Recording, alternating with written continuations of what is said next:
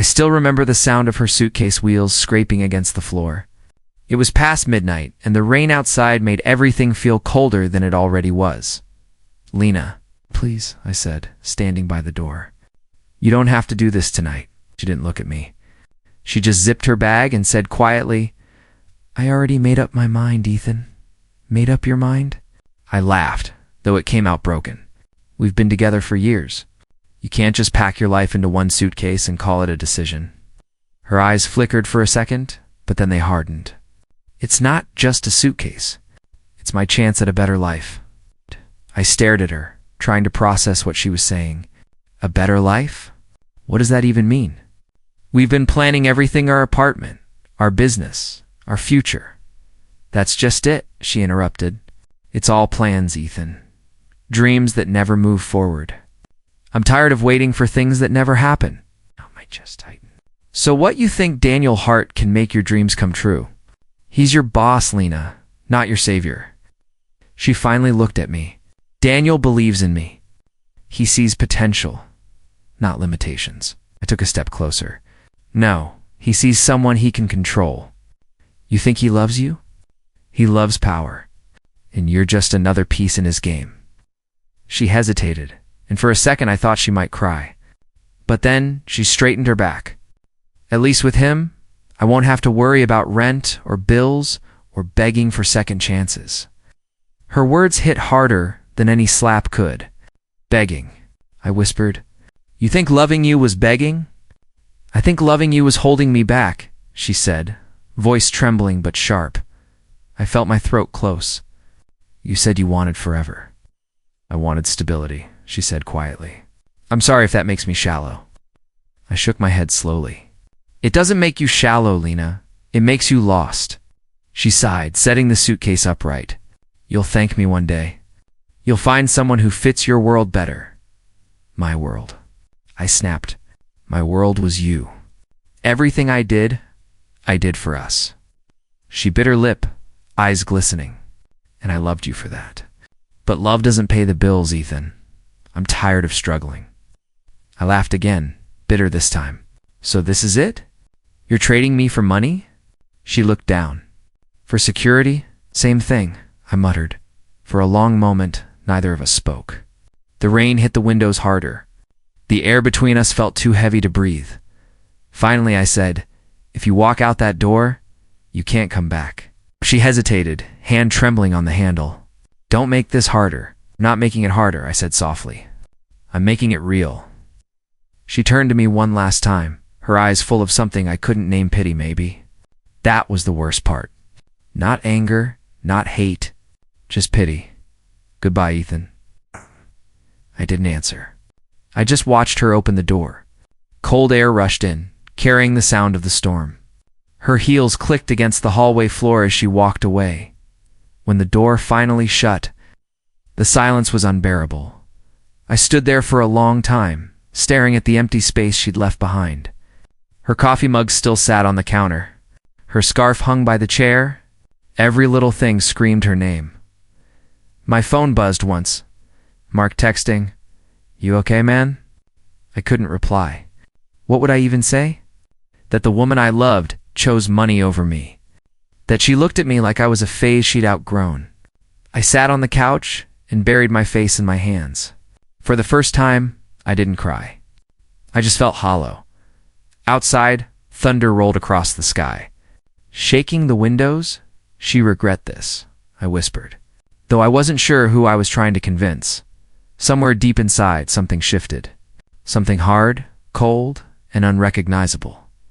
If love could break me this easily, then maybe I'd spent too long being soft. That night, as the rain poured and the echo of her footsteps faded, I made myself a silent promise. I'd rise again. Not to win her back, but to make sure she'd never forget the man she left behind. I didn't open the curtains for days. The room smelled like stale coffee and rain. My phone kept buzzing, but I couldn't bring myself to answer. "Ethan, pick up." Mark's voice cracked through another voicemail. "You can't keep doing this, man." I stared at the screen until it dimmed again. I didn't want to talk. I didn't want to explain how everything felt pointless. When Mom showed up, I barely recognized my own reflection in her eyes. "Sweetheart, you look pale," she said softly, setting a bowl of soup on the table. "You need to eat." "I'm fine," I muttered. "You haven't gone to work in a week." "2," I said quietly. She sighed, sitting across from me. "She's not worth your health, Ethan. No one is." "She didn't just leave, Mom. She replaced me." Mom's lips pressed into a thin line, then let her. "People who trade love for money never find peace." Her words were kind, but they didn't heal. I nodded, pretending to agree. When she left, the silence came back louder than ever. Days blurred together. I'd wake up late, scroll through old messages, then fall asleep again. Every corner of the apartment reminded me of her laugh, her perfume, her favorite mug, still sitting by the sink. One afternoon, Mark barged in without knocking. "Jesus, man, you look like a ghost." I didn't even glance up. "Nice to see you too." He walked straight to the window and yanked the curtains open. Sunlight burned my eyes. "Get up," he said. "Shower, shave, do something. Anything. What's the point?" "The point is, you're still breathing," he snapped. "You can't let her destroy you like this. She already did." He sighed, pulling out his phone. "Then maybe this will help." I frowned. "What's that supposed to?" He turned the screen toward me. It was a photo Lena and Daniel, arm in arm, smiling under a gold chandelier. The caption read, "Power couple of the year, Heart Industries CEO announces engagement." For a moment, I couldn't breathe. Mark looked uncomfortable. "I didn't want you to see it online first." "She looks happy," I said, forcing the words out. "She looks expensive," he muttered. I stared at the photo until my hands started shaking. "Engaged already?" "Ethan," she said she needed time to think. I cut in. "Guess she thought pretty fast." Mark exhaled heavily. "She made her choice. You can make yours too." I rubbed my temples. "And what choice is that?" "To live, to move on. To prove she was wrong about you?" I laughed bitterly. "She doesn't care if I move on." "Maybe not," he said. "But you should." I didn't answer. My eyes stayed locked on the photo. Her dress glittered. His smile was perfect. I wondered if she ever thought of me while wearing diamonds he bought. Probably not. That night, I couldn't sleep. The ceiling felt closer than usual, pressing down on me. I replayed our last conversation again and again, her voice saying, "I'm tired of struggling." Was I really the struggle she meant? At 3 a.m., I got up, splashed water on my face, and stared at myself in the mirror.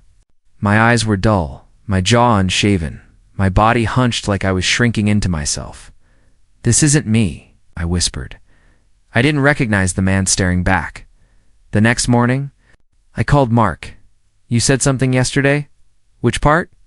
"The part about proving her wrong." Sounded hopeful. "So you're finally done sulking?" "Not done," I said. "Just tired of losing." He laughed. "That's a start. What do you want to do?" "I don't know yet," I said slowly. "But I won't be this guy anymore." For the first time, I felt something sharp in my chest, not pain, not sadness. Determination. Mark chuckled. "You sound dangerous again," I said, picking up my keys. Maybe it's time I was. Before hanging up, I opened the curtains again. The light didn't hurt this time, I whispered to myself.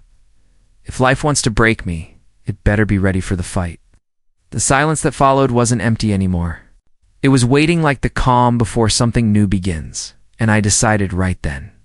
I'd come back stronger than life could ever imagine. The office smelled like burnt coffee and printer ink. It wasn't much, but it was mine for now. First day, huh? A man in a navy suit asked, glancing at my worn-out shoes. Yeah, I said, trying not to mess it up. He grinned. Everyone messes up here. Welcome to Rapid Logistics.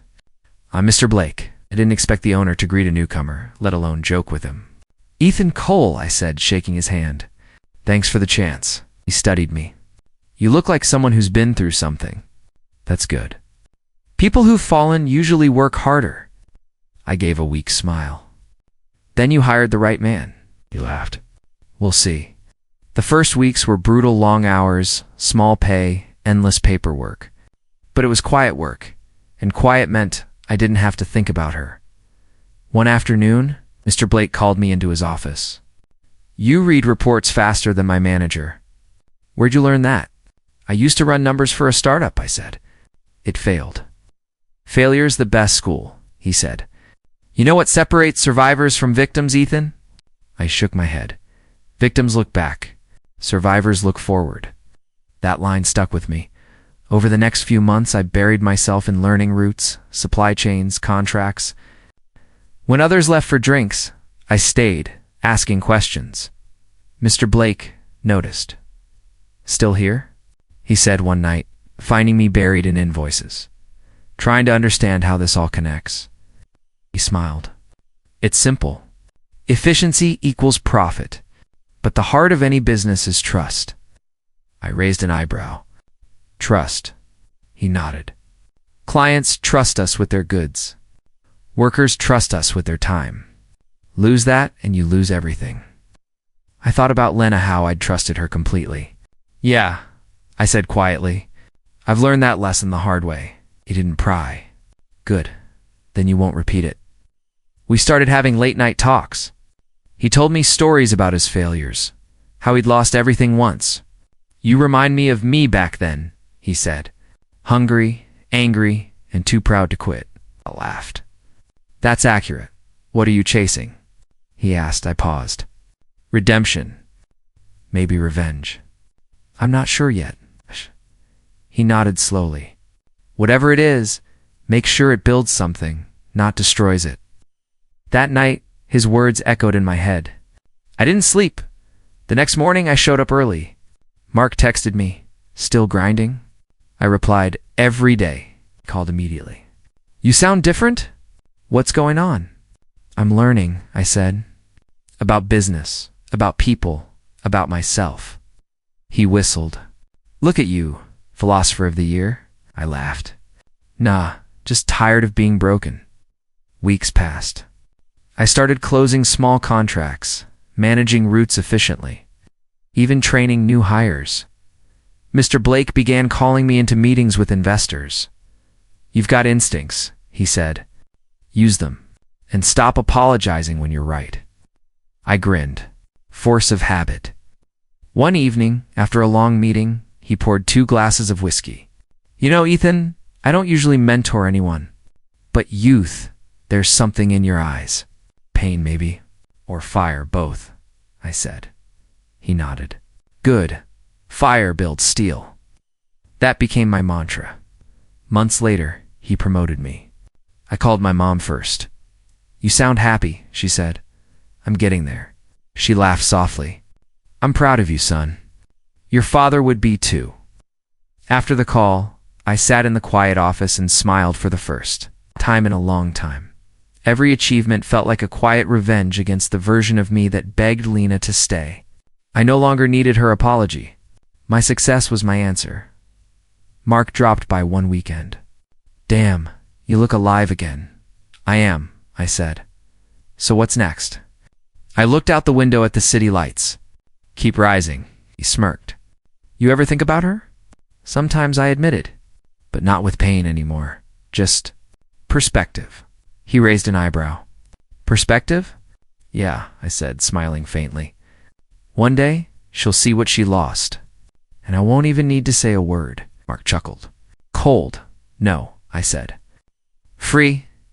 As he left, I turned off the lights and whispered to myself, "Every success is one step away from who I used to be." That night, I finally slept without dreams. Mr. Blake adjusted my tie as we stepped out of the car. "Tonight isn't about business, Ethan. It's about presence. You've earned your place here. Act like it." I smirked. "You mean try not to look like a delivery guy at a royal banquet?" He chuckled. "Exactly that." The ballroom glittered, gold chandeliers, champagne flutes, and people who smelled like old money. I followed him through the crowd, shaking hands, nodding, pretending to belong. "Ethan Cole," Mr. Blake announced to a group. My right hand. Smart, disciplined, terrifyingly efficient. I laughed. "He exaggerates." "Oh," he said, You underestimate yourself. I was about to thank him when I heard her laugh. The sound I used to wake up to, the one I thought I'd buried, my pulse stopped. I turned and there she was, Lena, draped in a silver dress, a diamond bracelet glinting under the lights. Her hand rested on Daniel Hart's arm. For a moment, everything blurred. I almost forgot how to breathe. Ethan, she whispered when our eyes met. Her smile vanished. Her hand slipped from Daniel's arm. I forced my lips into a polite curve. Lena, Daniel. Daniel straightened, all charm. Well, if it isn't the man I've heard so much about. Blake's protege, right? That's me, I said evenly. Seems the world's smaller than we think. Lena's voice trembled. You look different, I smiled faintly. Time changes people. Daniel laughed, oblivious. Good to see you moving up, man. I always told Lena you had potential. I met his gaze. I found it after letting go of dead weight. He didn't catch the sting, but Lena did. Her jaw tightened. Mr. Blake placed a hand on my shoulder. Come on, Ethan. Let's meet the board. I nodded and walked away without looking back. My heart pounded, but not from pain this time. It was power. As the evening rolled on, I drifted to the balcony for air. The city lights stretched endlessly below, escaping the noise too. A soft voice said behind me. I turned to see a woman in an emerald dress, holding a glass of champagne. Her smile wasn't polished, it was real. Something like that, I said. Crowds aren't really my thing. Same. I only came because my father insists I network. Your father? I asked. She extended her hand.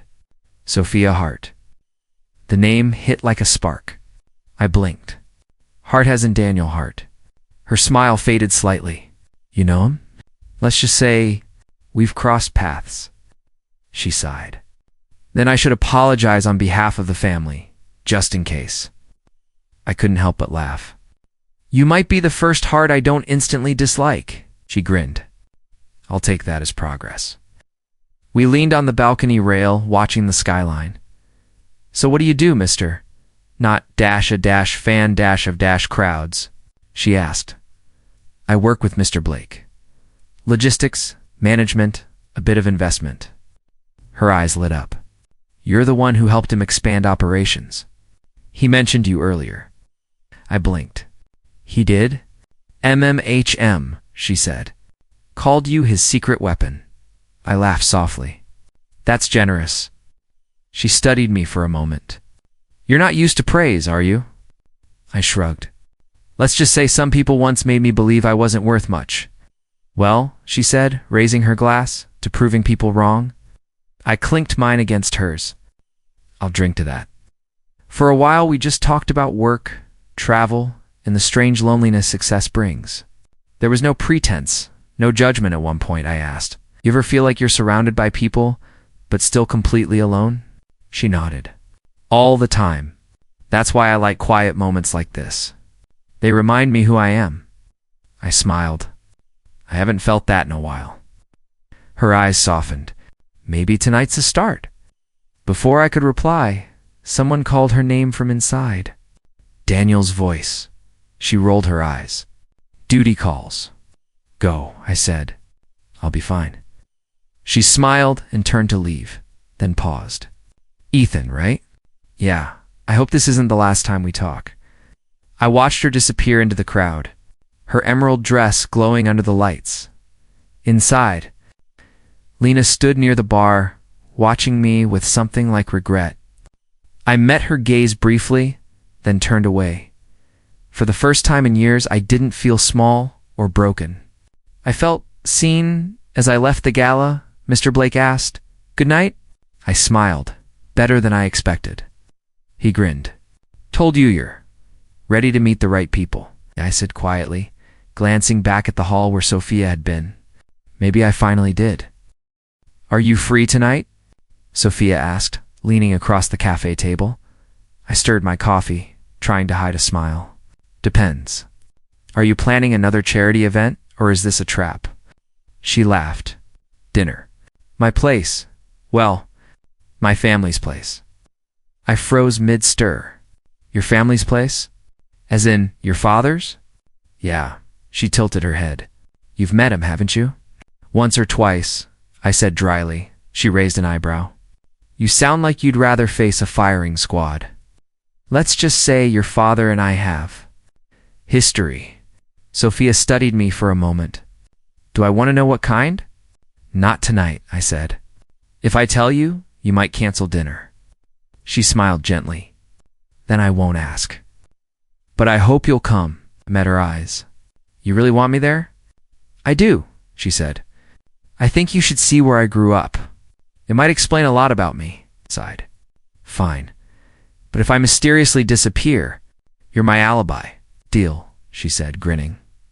That evening, I stood before the Hart Mansion white stone, towering pillars, the kind of wealth that hummed through the air. I adjusted my tie, muttering, What am I doing? The door opened before I could knock. Sophia smiled in a pale blue dress. You came. I said I would, I said, though I didn't expect it to feel like walking into a lion's den. Relax, she whispered. They're just people. Rich, judgmental, terrifying people, I muttered. She laughed. You'll survive. We stepped into a dining room that could fit my old apartment twice over. At the head of the table sat Daniel Hart, his expression sharp as ever. He rose, voice smooth. Ethan Cole. Small world, isn't it? I smiled politely. Seems it keeps getting smaller. Father, Sophia said, her tone light, Ethan's been helping Mr. Blake with expansion projects. I wanted you to reconnect. Daniel's smile didn't reach his eyes. Reconnect. That's one word for it. I could feel the tension humming under the table. Then I heard her voice. Would anyone like wine? I turned. Lena stood there, elegant in a black dress, her hand trembling slightly around the bottle. Sophia didn't notice the storm brewing. Ethan, you remember my father's operations director, Lena?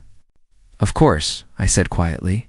Hard to forget. Lena's eyes flicked up to meet mine, then quickly away. Red or white? She asked, voice barely steady. Red, I said. It suits the evening.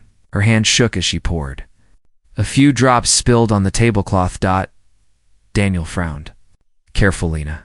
Sorry, she murmured, stepping back. Sophia tried to lighten the air. So, Ethan, how did you and Mr. Blake meet? He gave me a chance when no one else would, I said. Taught me how to turn failure into fuel. Yes. I've heard you've made quite a name for yourself in logistics. Impressive for someone who started. Where you did? Failure has a funny way of teaching faster than success, I said. Lena's glass clinked softly. Sophia smiled. Dad, Ethan's the reason Blake's overseas operations doubled last quarter. Is that so? Daniel said, studying me. Well, perhaps I underestimated you. I leaned back. You're not the first. Sophia laughed softly, missing the edge between us. You two should collaborate someday. I met Daniel's gaze. That might be complicated. Lena finally spoke. Some things are better left in the past, she said quietly. Agreed, I said, my tone even. But the past has a way of sitting at the same dinner table. Sophia frowned. You two know each other better than I thought, Daniel cut in quickly. Business world's small. Cross paths, that's all. Right, I said. Just business. The silence that followed was thick.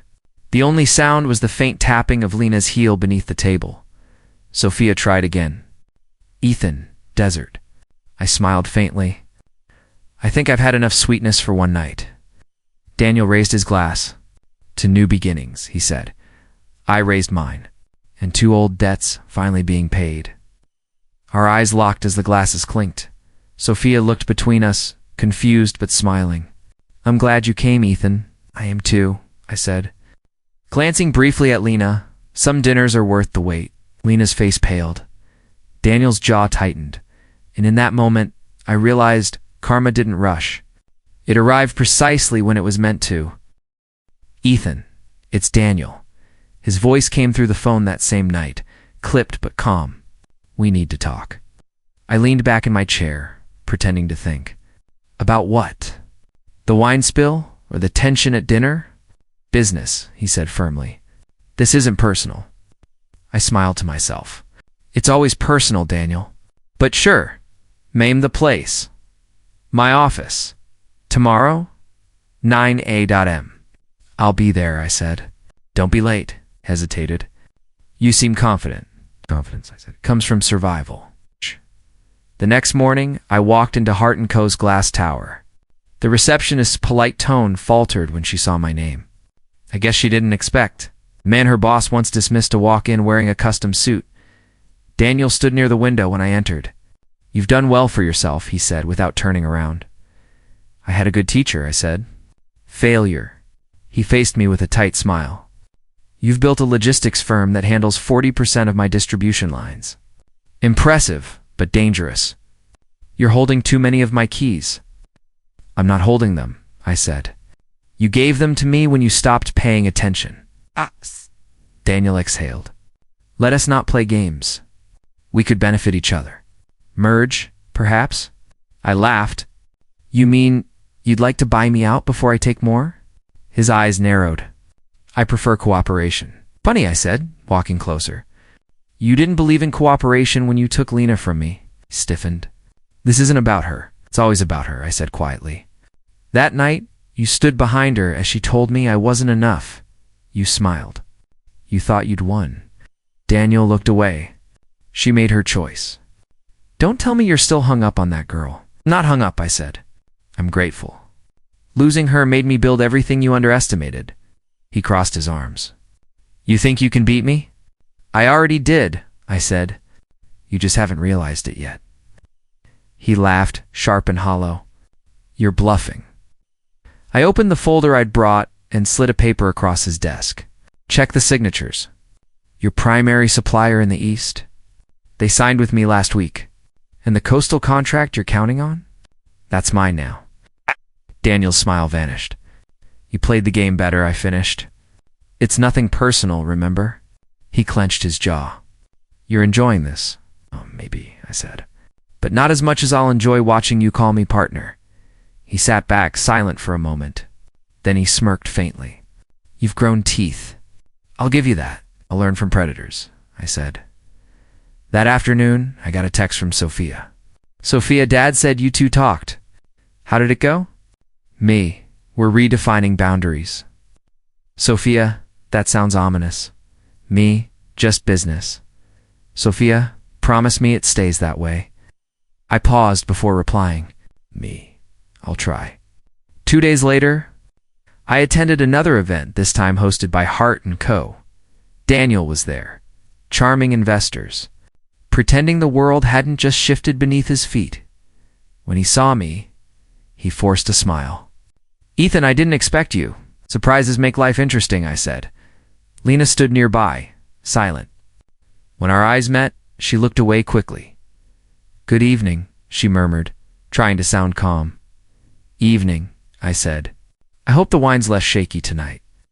Her lips parted as if to respond, then closed again. Daniel's gaze flicked between us.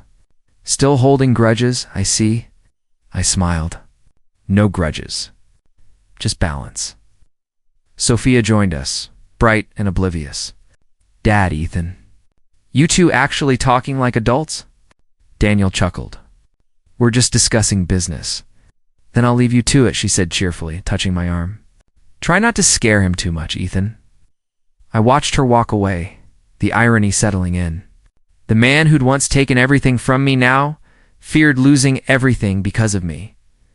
Daniel broke the silence. You're close to my daughter. I met his gaze. She's different from you. That's why I respect her. He frowned. Be careful, Ethan. Of what? I asked. Becoming part of your family again? He didn't answer. I finished my drink and set it down. Don't worry, Daniel. I'm not here to destroy you. I paused. You'll do that yourself. I walked away before he could respond. Behind me, I heard Lena whisper, You shouldn't have underestimated him. And Daniel, voice low and strained, replied, I didn't think he'd come this far. As I stepped into the night, I smiled to myself. You should have thought harder. I was packing up after a long meeting when I heard footsteps behind me. Ethan, a voice whispered. I froze. I knew that voice. When I turned, Lena stood by the doorway, her eyes red and swollen. Lena, I said quietly, you look ... different. Hey, she let out a shaky laugh. Different. Try broken. I leaned against the desk. What do you want? She stepped closer. To talk. About what? About us, she said. There is no us, I replied. There hasn't been for a long time. Her lip trembled. Please, just listen. I made a mistake. I crossed my arms. You'll have to be more specific. You've made a few, she winced. Daniel. He's not who I thought he was. I raised an eyebrow. You don't say? She swallowed hard. He's been cheating on me, Ethan, for months. His assistant? A model? I don't even know how many others. I stayed silent. She kept talking, words spilling fast. At first I ignored it, told myself I deserved it because I left you. But then I saw him with her and it hit me. I threw away the only person who ever truly loved me. Now you realize that, I said softly. After the mansion, the money, the parties, tears gathered in her eyes. I thought I wanted stability, power, a life where I didn't have to struggle. But every night I heard your voice in my head. The way you believed in me. The way you held me when I was scared. I traded that for a lie. I took a breath, steady but cold. You didn't just trade it. You sold it cheap, Ethan. I'm not asking for you to take me back, she said quickly. I just need you to know I'm sorry. Sorry doesn't fix what you broke, I said. She looked at the floor. I know. I just wanted you to hear it from me, not from rumors or headlines. I laughed bitterly. Rumors? The whole city saw your engagement photos. You were glowing, Lena. Remember? Her voice cracked. That smile was fake. Everything was fake. I hated who I became, but I was too proud to admit it. And now? I asked. Now that he's done with you? Pride's no longer a problem? She flinched. You're right. I deserve that. For a moment, I almost pitied her. She looked smaller than I remembered, like a shadow of the woman who once walked out with her head high and her heart full of greed. She wiped her tears. I don't expect forgiveness. I just needed you to know the truth. I stared at her. The truth is, you didn't just lose me, Lena. You lost the man who would have given you everything money can't buy. Her shoulders shook. I know. I think about it every day. I looked at the door. Then stop thinking about it and move on. Because I have. She blinked, confused. You have someone else? I do, I said. And she reminds me that love doesn't need luxury to be real. A tear slid down her cheek. Sophia, she whispered. I didn't answer. She nodded slowly. She's kind. I've seen her with you. She looks at you the way I used to before. I forgot what mattered. I didn't want to hear her regret anymore. Goodbye, Lena. Ethan. Wait. I stopped at the door but didn't turn around. Do you ever... Her voice cracked. Do you ever miss what we had? I closed my eyes. No. I miss who I thought you were. She gasped softly, but I didn't wait for her reply. I walked out into the hallway, the sound of my footsteps echoing against the marble floor. Behind me, I heard her sob, once quiet and broken. As the elevator doors closed, I caught my reflection. For the first time in years, I didn't see anger staring back. I saw peace. I whispered to myself, that's it. That's my closure. The elevator chimed, and I stepped out into the night air, leaving the past behind where it belonged. The music softened as I stood at the altar, hand in hand with Sophia. Her fingers trembled slightly, but her smile was steady, warm, real. You ready? She whispered. I've been ready my whole life, I said. She laughed quietly. You sound sure? I am, I told her. For once, I know I'm exactly where I should be. The guests settled. I caught Mr. Blake's approving nod from the front row. His eyes said, everything you made it. Then, as the doors at the back opened, my chest tightened. Lena, she stood among the crowd, pale but composed, her gaze locked on me. I almost didn't recognize her. No diamonds, no polished perfection, just a woman stripped of pretense. Sophia leaned closer. You okay? I smiled faintly. Better than ever. The officiant cleared his throat. Shall we begin? Sophia nodded, eyes glistening. He started the vows, but my thoughts drifted, just for a heartbeat to the past. The rain, the night Lena left, the echo of her laughter fading into silence. Then, the years that rebuilt me, every scar, every deal, every moment I stood alone until I wasn't anymore. Ethan, the officiant said, do you take Sophia Hart to be your lawfully wedded wife? I looked at her. I do. Her eyes softened. I do, she whispered in return. The room erupted in applause. I could feel the energy, the joy, the warmth, but in the midst of it, I saw Lena still watching, unmoving, a ghost caught between pride and pain. When we stepped aside to sign the papers, Sophia squeezed my hand. You're quiet, she said. Just thinking, I replied. About her. I hesitated. About how far I've come. She studied me. Do you regret anything? No, I said honestly. If it hadn't happened, I wouldn't have found you. Her expression softened. Then let the past stay buried. I nodded. It already is. The reception that followed was a blur of laughter and champagne. Friends toasted, cameras flashed, and music filled the hall. Mr. Blake gave a speech that made half the guests cry, but eventually, I saw her again, Linus, standing by the exit. She looked uncertain, holding a glass of untouched wine. I walked toward her. She startled when I spoke. You came. She nodded slowly. Sophia invited me. I didn't think I should, but she said it would be ... healing. She was right. I tried to smile. You look happy, Ethan. I am. Her eyes glistened. I used to imagine this day, but I guess fate had other plans. Fate didn't do this, I said quietly. Choices did. She swallowed hard. I ruined everything that ever mattered. I glanced at Sophia across the room, laughing with her friends. No, I said. You just made room for what was meant to be. Lena's voice broke. You don't hate me? I shook my head. No, hate keeps you tied to what's gone. I let that go a long time ago. Her shoulders sagged with relief and sorrow all at once. You found peace. I did.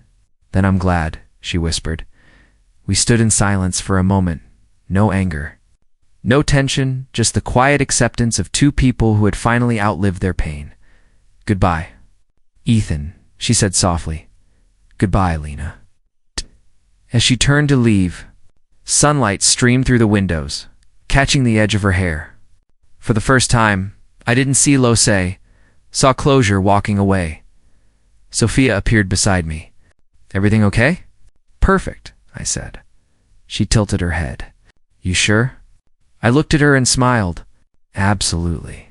The band began to play again. The crowd cheered as we took the floor. Her dress shimmered under the lights, her laughter brighter than any song. Mr. and Mrs. Carter, someone announced. Sophia laughed. That sounds strange. Give it time, I said, pulling her close. You'll love it. She rested her head on my shoulder. You're smiling, she whispered. I finally have a reason to. Ow! Our guests clapped. The world spun in gold and sound, and somewhere behind it all, the past finally dissolved. When I kissed my bride, I didn't see revenge. I saw rebirth. Did you see the news? Mark asked, his voice buzzing through the phone. I sighed. Yeah, it's everywhere. Daniel's company's collapsing, investors gone, lawsuits piling up. Feels like karma finally punched his door in. It's not something to celebrate, I said quietly. Mark paused. After everything he did to you? You're seriously not smiling right now? I'm not angry anymore, Mark. Not after all this time, he whistled. Man, marriage really mellowed you out. Maybe it taught me peace is louder than revenge, I said. He chuckled. Deep words, philosopher Ethan. Still, he deserves every bit of it. I hung up and stared at the newspaper on my desk. Hart Industries under investigation. Below the headline. Daniel's face looked older, worn, desperate. Sophia walked in with 2 cups of coffee. "Mark again?" "Yeah," I said, smiling faintly. "He's thrilled about your father's downfall." She sighed. "I wish I could say I wasn't expecting it. He built everything on control and fear. It couldn't last." "People forget that foundations matter more than glass towers," I said. She sat beside me. "And what about Lena? Have you heard anything?" I shook my head. "Nothing. She vanished after the first scandal broke. No interviews, no posts, nothing." Sophia looked thoughtful. "Do you ever think about her?" "Sometimes," I admitted. "Not with anger. Just curiosity. How she's coping. Whether she found peace." Sophia touched my hand. "You're too kind." "No," I said. "Just done fighting ghosts." She smiled softly. "I like that." The office door opened and Nathan, the man once known as Daniel's loyal assistant, stepped inside. "Mr. Carter, I wanted to thank you again," he said. "For what?" "For giving me a chance after everything. I didn't leak those files to ruin him. I did it because it was right." "I know," I said. "You don't owe me thanks. Just do better than we did yesterday." He nodded. "That's the plan." After he left, Sophia glanced at me. "You trust him?" "I do," I said. "He chose truth when it cost him everything." "That's rare." She leaned back, watching me. "You've changed, Ethan. The man I met at that gala, he was sharp, guarded. Now you sound ... calm." "I had to lose everything to learn how to live," I said quietly. She smiled. "Then I'm glad you lost." Laughed. "You always know how to make tragedy sound poetic." "Only because you turned it into something beautiful," she replied. Outside, the evening light stretched across the skyline. The city looked softer, somehow less like a battlefield, more like home. Sophia rested her head on my shoulder. "What now? Now?" I said, exhaling slowly. "We build. Not empires. Not revenge stories. Just a life worth keeping." She nodded. "Together. Always." For a long moment, we just sat there in silence, no past chasing us, no ghosts left to bury. The storm had passed, and for the first time, I didn't feel like I'd won. I felt like I'd healed. Sophia handed me the envelope. "This came for you," she said, her tone careful. I looked at the handwriting and froze. "It's from her, Lena." "Yeah." My voice sounded distant, almost hollow. "After all this time..." Sophia hesitated. "Do you want me to leave you alone?" I shook my head. "No, I just need a moment." She nodded and sat across from me, silent. I tore the letter open. The paper smelled faintly of perfume, the kind I hadn't smelled in years. My eyes caught the first line. "You were always the one." I just realized too late. My chest tightened. I kept reading. "Daniel's gone. The company, the money, it all vanished. I thought success would fill the emptiness, but it only made it worse. You gave me peace, Ethan. You gave me love. I was blind." I swallowed hard. Sophia's voice broke the silence. "What does it say?" "That she's sorry," I said softly. "That she finally understands." Sophia leaned forward. "And what do you feel?" I looked down at the letter again.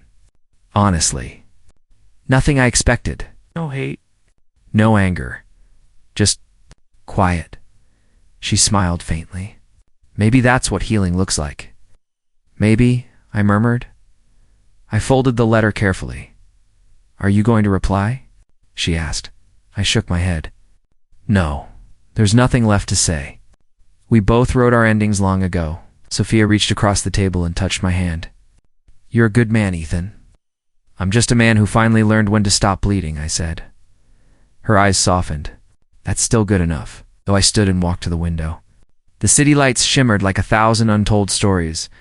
"You know," I said, "there was a time when I would have given anything to hear those words from her. And now? Now I realize the words don't matter when the moment's gone." Sophia joined me by the window. "You deserve peace." "I have it," I said, turning to her. "With you."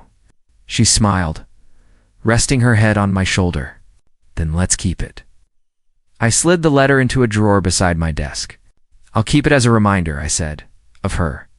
Sophia asked. Of who I used to be, I replied. The man who thought love meant saving someone who didn't want to be saved. Sophia exhaled softly. You've come a long way from that man. I looked at her and smiled. So have we. The room fell quiet, except for the faint hum of the city outside, as the sun dipped below the skyline. I felt a strange warmth in my chest, a peace I hadn't known in years. Funny, I said. After everything, the best revenge wasn't proving her wrong. Sophia looked up. What was it then? Moving on, I said simply, and for the first time I smiled, without pain, without memory, just peace.